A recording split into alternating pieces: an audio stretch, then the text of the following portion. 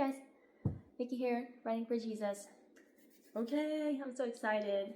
We're going to do my 2025 wrap up for everything, whole reading year wrap up, and talk about 2026 goals. So here we go. First, let's talk about my 2025 goals and see if I accomplished them. So I had 4 goals for last year. First one was finish my novel, Deadly Price. Yes, I finished, and I'm super happy with it, and I did the audiobook last year, so yay. Next goal was finish the New Testament. I finished in October. Super happy that I did it. I finally read my Bible all the way through, so it probably took me like 4 years, but I did it, and I did read other books, throughout the year. So total, I read 26 books of the Bible last year. Okay, next goal, be more intentional about book buying. The first couple years that I was on BookTube, I was kind of like FOMO frenzy, and I bought a bunch of books that my friends were recommending, and then I realized I don't even like this genre, so why did I buy these? So this year I wanted to really tone that down and get books that I personally want and stuff I know I'm going to read. So yes, I feel like the last half of the year I did good, and I was intentional about what I was buying. I go book shopping and I'm like, do I really want this? Does this look like a 5-star read? Does it have the tropes I like? Yes. So yeah, I accomplished that, especially in the last half of the year. Really happy with that. And my last few unhauls have been books that I have read. I feel like I accomplished that goal. Was more intentional, and I hope to keep that up forever, be more intentional about shopping in general. Finish the end of the year TBR project. No, oh, that's a big X. I completely just kind of threw that goal out the window. I had 15 books that were on previous TBRs that I had not gotten to that I wanted to get to before the end of the year. And I just got rid of that goal. I did not like the pressure that it put on me, and so I unhauled a bunch of the books because a lot of them were like contemporary romance that I don't like anymore. Some of them are still on the shelves waiting to be read, and some of them I did read, some of them I did DNF. So yeah, that was no. So didn't accomplish that, but I don't care. It's okay. Okay, so that's good, 3 out of 4. And here are my 2026 goals. I did a 2026 self-destruct book list, so it's 12 books on the list, and I am drawing from that little bag every month for my TBR game. So hopefully I'll read that book for the month, and so 12 months, 12 books. I'll finish all those books by the end of the year. So that is a goal. Next goal, read from new to me authors and maybe do a vlog. So I have some authors on my shelves that I have not read from, and then some authors I have read some of their books, but I haven't read them recently, and I have a bunch of their books, so I'm like, I need to read them. I'd like to finally get to those books. They've been on my shelves for a long time, so I'd like to try new to me authors, and that is a goal also, is to read from every single shelf in my house. And one of the roles for my TBR game is like it will pick a random shelf in the house. So I also want to focus on reading more novels this year. The past year, in 2025, I read so much like middle grade. I read so many comics, so many quick reads that I could read in like one sitting. It has been my goal for the past couple of years to read a book every single day in the month of March. So first year I tried it, I only read like 14 books. This past year I did it, and I read 33 books in that month. I was super happy I accomplished that goal. And doing that, it just got me on this kick of I love reading something and feeling accomplished that I read a whole book in one day or in one sitting. And so I just like took off with that, and pretty much the whole year I kept reading comics and middle grade books. I read a ton of Junie B. Jones, a ton of all of the Doug Chronicles. So this year I would like to, keep enjoying them, keep reading them, but focus more on reading more novels this year. Okay, and then last goal is finish the Shadow Children series. I read book 1 this past year and I loved it, and I have the whole series now. It is a 7-book series, and they're quick, like 200 pages max. And yeah, I want to finish that this year. Okay, next I want to talk about some series that I completed or caught up with for this past year. And I'm not really big on series usually, like I don't really care. I don't keep track of it, but this year I kind of did, so. All right, so I nearly completed the Junie B. Jones series. There are like 28 books in the series, and I read most of them this past year. The final book in the series I finished in January, like a week ago. So done with that. I finished and completed the Brian Saga series, 5-book series. I read the entire Doug Chronicles series. I am caught up with the Chosen novelization series. Just waiting on season 6 and season 7, and I will have completed it once those come out. And I'm caught up with the Timeless series. So I read the last 2 books this year and really enjoyed them. Now let's get into the worst and most disappointing books of the year and the DNFs. Let's go through the DNFs first. I have 6, which is not bad. So, A Night Divided by Jennifer A. Nielsen. It was just too intense. I just was feeling stressed out. It was a good story, but it was putting me in a reading slump. I was not enjoying it, and I was just stressed and not happy to pick it up, so DNF that. Evantier, I'm just not into fantasy, so I DNF that. And then the rest of these I DNF'd out of just pure boredom. So Wing Feather Saga, Book 1 by Andrew Peterson. A Mutiny in Time by James Dashner. Importance of Being Earnest by Oscar Wilde. And Wonder Woman at Superhero High. And then I have 9 worst books of the year. All right, first we have Doug and the End of the World. So this is a Doug Chronicles book. This was the last book that I read in the series. I read them out of order, and I had never read this one before, and it was so disappointing. Like, he just had like the worst attitude. He was so depressed in this book, and it just felt so pointless. Like, nothing happened, and I was like just really disappointed. So this Poe Dameron comic was like the most boring thing I've ever read in my life, and I couldn't care less about it, and it's a comic, so it was super short, and I barely got through it. Storm Runners. This was a middle grade, and it felt like they had the weirdest things inserted in that book. They had this like soothsayer lady who was like reading the kid's palm, and dad seemed like he knew what time it was all the time. Like, he had gotten struck by lightning, and now he had like certain abilities, and I was like, what? Like, it just had such weird feelings in this book. I did not like it. The Secret Art of Dr. Seuss. I was like beyond disappointed and appalled by this. It was the weirdest thing. A few of the pictures were great, and they were very Seussical. They were very him, very Dr. Seuss, and I liked them. They were really pretty. And then other ones were disturbing, and other ones were like, he would have just like naked people in these pictures. I'm so confused right now. Like, I was just grossed out, so I threw it away. Nobody needs to be seeing that. George's Marvelous Medicine. This one was weird, and it gave me kind of dark, weird feelings when I read it. This boy is like acting like a warlock, and he is putting all these potions in his grandma's medicine.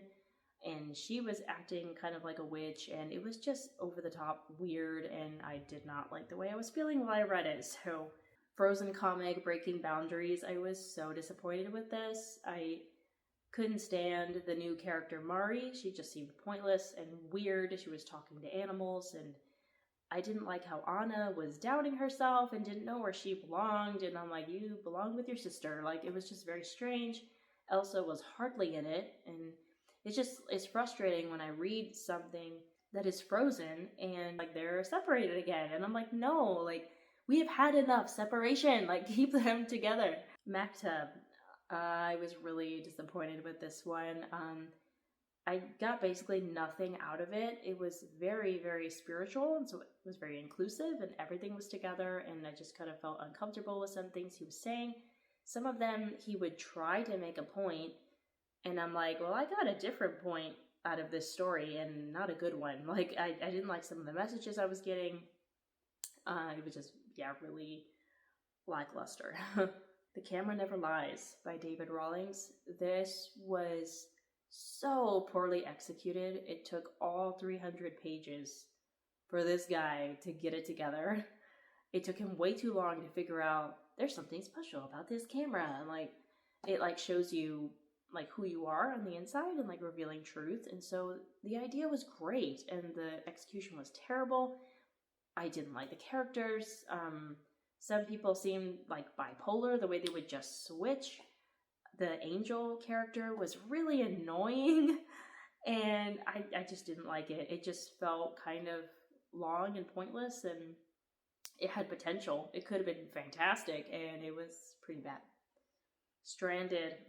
I saved this one for last because this book actually made me angry. I have only had about 3 or 4 books in my life that I have finished reading them and I have felt angry. The characters in this book were extremely annoying in the way they viewed themselves, the way they talked about people. I just hated what the author was trying to portray and what she had some of the characters saying.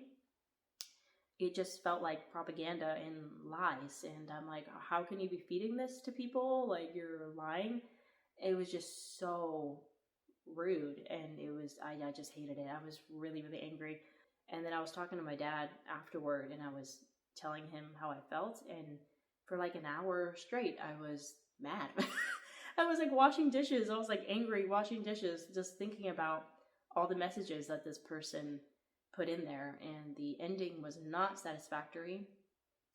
And the cute little dog didn't show up till like the second to last chapter. So that's false advertising. So yeah, that was just a bust. That was lame. So yeah, enough of that.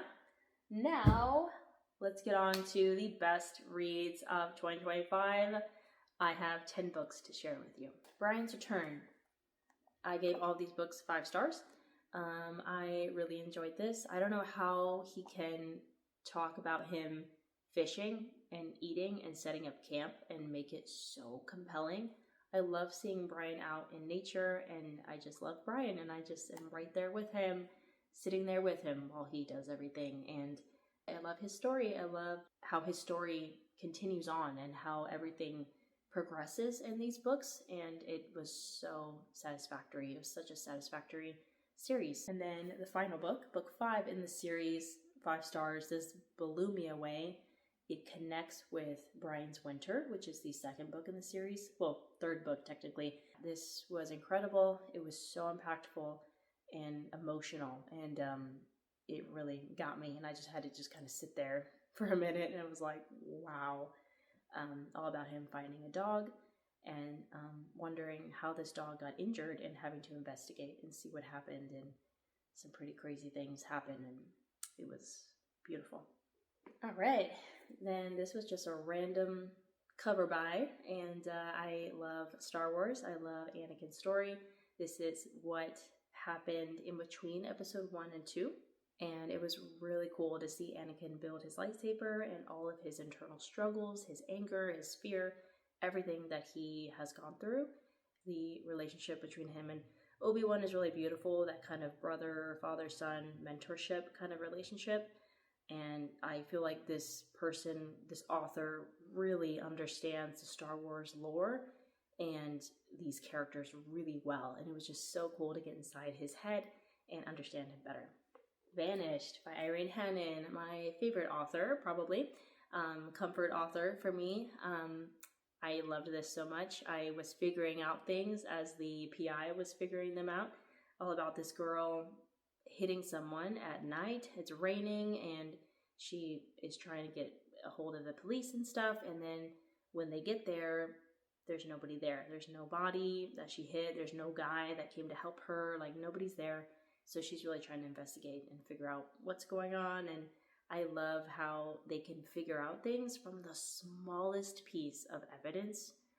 And I just love it. I like the faith content. I just love the investigative work. That is really what gets me. And she's a good author to where I enjoy the way she has the stories play out and the way she describes things. I feel like she's very relatable in the way she talks about pets and the way she talks about these people and getting their coffee and just kind of everyday life. She makes it really interesting, and I really enjoy her stuff. Loved it. It was just like a fun ride the whole time I was reading. I was just so like enjoying it and eating it up. It was just such a fun read. And I love Irene Hannon's stuff because I know it's going to be a happy, pretty bow ending, and I know that I don't have to be worried about like, oh no, what's going to happen? Like I know I'm safe with her. God's Not Dead too. I love this novelization so much. Travis Thrasher really excelled in his writing ability. He really nailed it in this one. And they kind of changed the story a little bit, and they made it from not the girl's perspective, from her lawyer's perspective, and gave him a whole backstory. It was in like first person present tense, which is my favorite tense to write and to read in. He was so complicated and so likable, and I just understood him so much better. I could relate to him so much more than I could the girl, and I just absolutely loved it. I loved all of the extra and the backstory, everything that they gave you. It made the movie like so much more compelling, and I wish they would have made the movie exactly like this. It just was so good. I loved it so much. I was laughing a lot of times in this. Like, he's very sarcastic, and I just loved it. I ate this up. Among the Hidden by Margaret Peterson Haddix. This is book 1 in the Shadow Children series. I loved this so much. I'm really late to join this train, and I love it. It was so well done, all about this dystopian world where you're only allowed to have 2 children, and Luke is a 3rd child. So he is a shadow child, and they're trying to keep him hidden. And he's like 12 years old, and he ends up meeting another shadow child, and it just blew me away. The way she researched everything and the way the government is portrayed and how life would be if that were to happen, it just was so well done. It felt so realistic, and I love the characters, and I felt for Luke, and I just loved it. It was so well done, and I'm so excited to continue with the series. And then a little bit different, something so much fun and so silly. Fortunately, The Milk by Neil Gaiman, all about this dad explaining to his kids why he's late with their milk. And I loved this so much. I laughed and laughed with this, and it just was so fun. I just love it. It is so pure, and it just was such a good time. It kind of reminded me of like Willy Wonka, like just being really silly and fun and creating such a magical tale. It was just a fun time. Every Hour Until Then, timeless book number 5 in the series. I buddy read this with Celestia, as we do all of these books, and I absolutely loved this. She did not disappoint. I loved it from beginning to end. Her boyfriend was a little bit annoying in the beginning, but he grew on me, and he did change, and he did mature. All about her surviving Jack the Ripper and trying to unmask him and save her sister, because her sister is next on the list. And what is she going to do? And it just was so compelling. There was so much justice in this book, and the way everything tied together was so good. I just loved it. Yeah, it was beautiful. So I really like that she and her love interest were friends first, and I loved her family, and there was something really climactic that happened later with her family that took me out, and I was just like, I had no idea that was going to happen. She made me cry in this book, and it just really got me, and I have a whole reading vlog on it, and you can just see me just freaking out through the entire reading experience, and it was just amazing. So love it. Unfortunately, her 6th book in the series did not get on this list, which is very surprising. 4.5 stars. It was good. It just was not as exciting and climactic as all her other books are. Yeah, it was still good, just not on my favorites. And I think my favorite read of the year, Touching Spirit Bear. I am so thankful for these books. This one I honestly gave 4.5 stars, but it's really more like a 5-star because it has stuck with me for this whole year. I mean, I think I read it in October, and it has just stuck with me. I recommend them to everybody. I love it so much. So, all about this kid, Cole Matthews, who is extremely violent, and he is banished to an island, and he gets mauled by a bear, and it really teaches him a lesson. So you see some survival tropes, and you see him changing, and I love that trope of the bully changing and really having to deal with the repercussions of his actions. And it was just so good. It just has such good messages of forgiveness and peace and reconciliation. Like, it just is epic. And so I recommend these to everybody. It's not common that I recommend books to everybody. These I do, and these are really meant for middle grade and adults alike. And it was incredible, and you have to read them together. You have to read the second book. Like this one is satisfying, and this is just like wraps everything up so perfectly. I love it so much. So that is it. That's my whole video. That is my 2025 reading year wrap up. I'm very happy with how the year went, and I'm really excited for this year. So yeah, that's the video. Thank you for watching. I hope you enjoyed it, and I will see you in the next one. Bye.